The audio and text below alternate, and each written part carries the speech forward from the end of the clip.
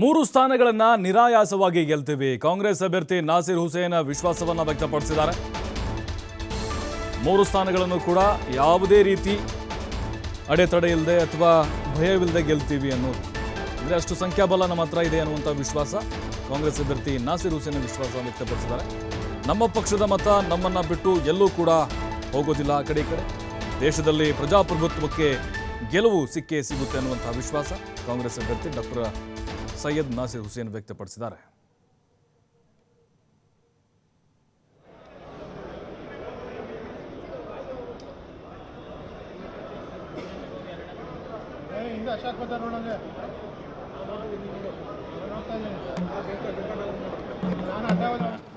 ಲತಾ ನಮ್ಮ ಪಕ್ಷಕ್ಕೆ ಬೆಂಬಲ ಕೊಟ್ಟಿದ್ದಾರೆ.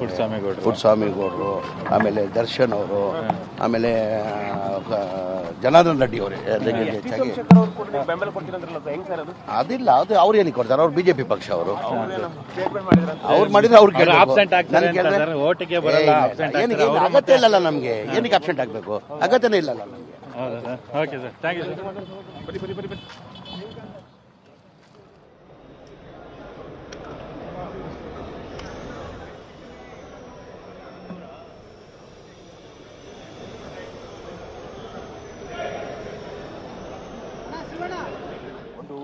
ಸಾಕಷ್ಟು ಕುತೂಹಲ ಮೂಡಿಸ್ತಾ ಇರೋದು ಎಸ್ ಟಿ ಸೋಮಶೇಖರ್ ಹಾಗೂ ಹೆಬ್ಬಾರ್ ಅವರ ನಡೆ. ಈಗ ಪರೋಕ್ಷವಾಗಿ ಹೇಳಿರೋದು, ನಾನು ಮತದಾನ ಮಾಡ್ತೀನಿ, ಯಾರು ಅನುಕೂಲ ಮಾಡ್ತಾರೋ ಅವ್ರಿಗೆ ಮಾಡ್ತೀನಿ ಅಂತ ಹೇಳಿರೋದು. ನೀವೇ ಹೇಳ್ತಾ ಇದ್ರಲ್ಲ, ಮತ್ತೆ ನಾವು ಹೇಳೋದು ಎಂತ ಇದೆ?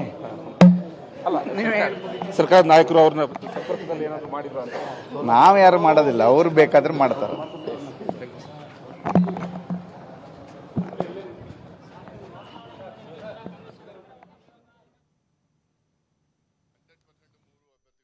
ಗೆಲ್ತೀವಿ. ನಮ್ಮ ಹತ್ರ ಬೇಕಾದಷ್ಟು ವೋಟ್ ಇದಾವೆ. ಮೂರು ಅಭ್ಯರ್ಥಿಗೆ ಗೆಲ್ಸಕ್ಕೆ ಬೇರೆ ಅದಲ್ಲಿ ಏನು ಸಂಕೋಚ. ನಿಮ್ಮ ಕಾಂಗ್ರೆಸ್ ಶಾಸಕರ ಆತ್ಮಸಾಕ್ಷಿ ಮತ ನಮ್ಗೆ ಬರ್ತವೆ ಅಂತ ಕುಮಾರಸ್ವಾಮಿ ಅವರು ಮತ್ತೆ ಜೆಡಿಎಸ್ ಅದು ಎಲೆಕ್ಷನ್ ರಿಸಲ್ಟ್ ಬಂದ ಮೇಲೆ ನಿಮಗೆಲ್ಲ ಗೊತ್ತಾಗುತ್ತೆ. ಆತ್ಮಸಾಕ್ಷಿ ಮತ ಎಲ್ಲಿಂದ ಯಾವ ಕಡೆ ಹೋಗುತ್ತೆ, ಯಾವ ತರದ್ದು ಆತಂಕ ಇಲ್ಲ, ಏನಿಲ್ಲ. ನಮ್ಮ ಎಲ್ಲಾ ವೋಟ್ಸ್ ಇಂಟ್ಯಾಕ್ಟ್ ಇದಾವೆ. ನಂಬರ್ ಆಫ್ ವೋಟ್ಸ್ ಎಷ್ಟು ಬೇಕು ಅಷ್ಟಿದಾವೆ. ಇನ್ನ ಹೆಚ್ಚು ವೋಟ್ಸ್ ನಮಗೆ ಬರ್ತವೆ.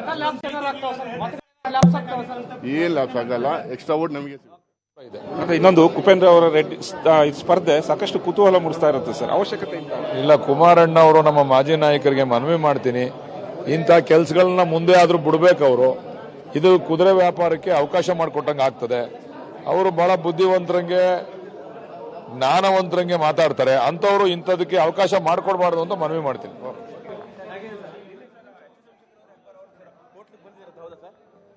ನನಗೆ ಗೊತ್ತಾಗಿಲ್ಲ, ನಾನು ನೋಡಿಲ್ಲ. ಸೊ ನಮ್ಮ ಬಿಜೆಪಿ ಅಭ್ಯರ್ಥಿ ಗೆಲುವು ನಿಶ್ಚಿತ. ಅದೇ ರೀತಿ ಜೆಡಿಎಸ್ ಅಭ್ಯರ್ಥಿನೂ ಸಹ ಗೆಲ್ಲಬೇಕು ಅನ್ನೋ ಪ್ರಯತ್ನವನ್ನು ನಾವು ಮತ್ತು ಕುಮಾರಸ್ವಾಮಿಯವರು ಮಾಡ್ತಾ ಇದ್ದೀರಿ. ಒಟ್ಟಾರೆ ನಮ್ಮ ರಾಜ್ಯಸಭಾ ಚುನಾವಣೆಯಲ್ಲಿ ನಾವು ಗೆಲುವಾಗಬೇಕು ಅನ್ನೋ ಪ್ರಯತ್ನವನ್ನು ಮಾಡ್ತಾ ಇದ್ದೀವಿ. ಈಗ ಹೆಬ್ಬಾರ್ ಅವರು ನನಗೆ ಫೋನ್ ಮಾಡಿದ್ರು, 10:30 11 ಗಂಟೆ ಅಷ್ಟೊತ್ತಿಗೆ ಬರ್ತೀನಿ ಅಂತ ಹೇಳಿದ್ದಾರೆ. ಸೋಮಶೇಖರ್ ಅವರು ಮಾತಾಡ್ತಾ ಇದ್ದೀನಿ, ಬರ್ತಾ ಇದ್ದಾರೆ ಅವರು.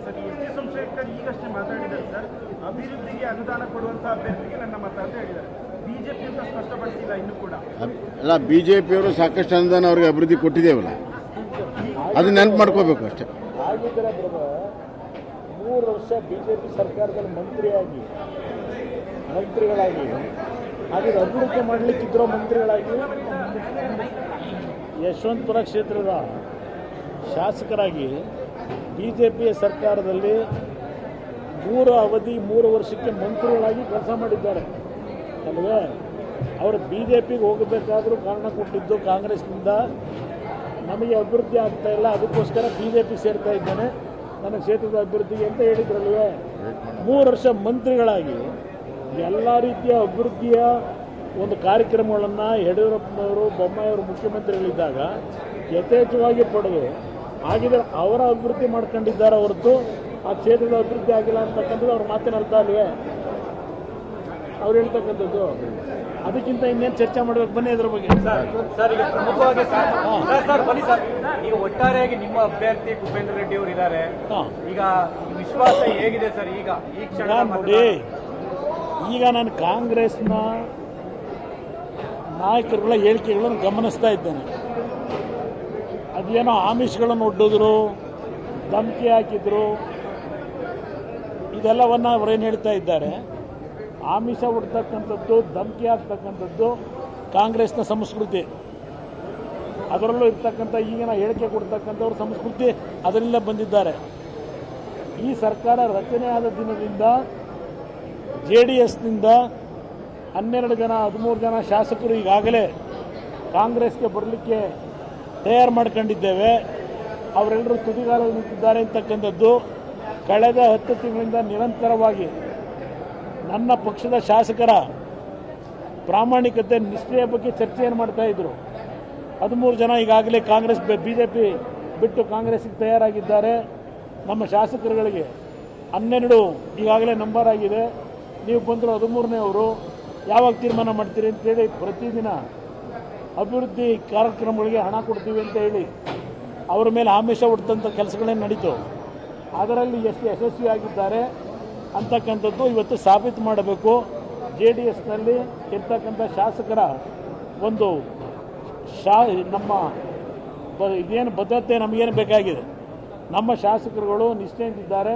19 ಶಾಸಕರು ನಾವು ಒಗ್ಗಟ್ಟಾಗಿದ್ದೇವೆ ಅಂತಕ್ಕಂಥ ಸಂದೇಶ ಕೊಡಲಿಕ್ಕೆ ನಾವು ಕುಪೇಂದ್ರ ರೆಡ್ಡಿ ಅವರು ನಿಲ್ಲಿಸಿದ್ದೆ. ಸರ್, ಇನ್ನೊಂದು ಹೇಳ್ತಾ ಇದ್ದಾರೆ, ಮೈತ್ರಿ ಆದ ಬಳಿಕ JDSಗೆ 2ನೇ ಸೋಲಾಗುತ್ತೆ ಮೈತ್ರಿ ಸರ್ಕಾರ. ಇದರಲ್ಲಿ ಸೋಲು ಗೆಲುವು ಪ್ರಶ್ನೆ ಅಲ್ಲ.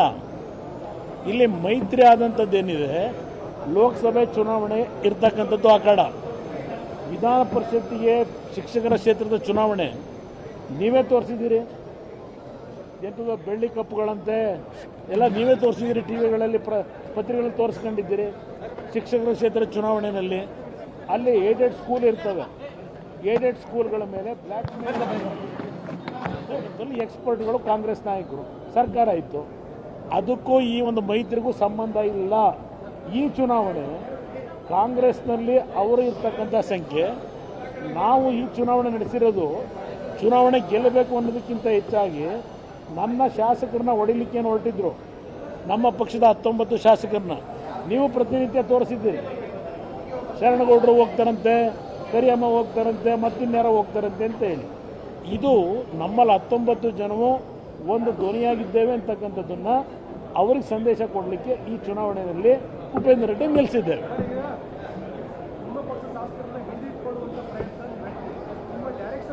ಹಿಡಿದಿಟ್ಕೊಳ್ಳೋದಲ್ಲ, ಏನಿದೆ ಯಾರು ಹೇಳಿದ್ರು ಇವತ್ತು? ಕರಿಯಮ್ಮ ಏನು ಹೇಳಿದ್ದಾರೆ ಇವತ್ತು? ಏನು ಹೇಳಿದ್ರು? ಮನೆ ಅಂದ ಮೇಲೆ ಸಣ್ಣ ಪುಟ್ಟ ಭಿನ್ನಾಭಿಪ್ರಾಯ ಇರುತ್ತೆ, ಕೆಲವು ಸಣ್ಣ ಪುಟ್ಟ ಭಿನ್ನಾಭಿಪ್ರಾಯಗಳು ಇರ್ತವೆ. ಅದನ್ನು ದೊಡ್ಡದು ಮಾಡ್ಕೊಳ್ಳೋ ಅವಶ್ಯಕತೆ ನಮಗೇನಿಲ್ಲ. 19 ಜನವು ಶರಣಗೌಡರು ನಮ್ಮ ಕುಟುಂಬದ ನಮ್ಮ ಒಂದು ಸದಸ್ಯ. ಶರಣಗೌಡರ ಆದಿಯಾಗಿಯೇ ಎಲ್ಲರೂ ಒಗ್ಗಟ್ಟಾಗಿ ಇದ್ದೇವೆ. Thank you brother.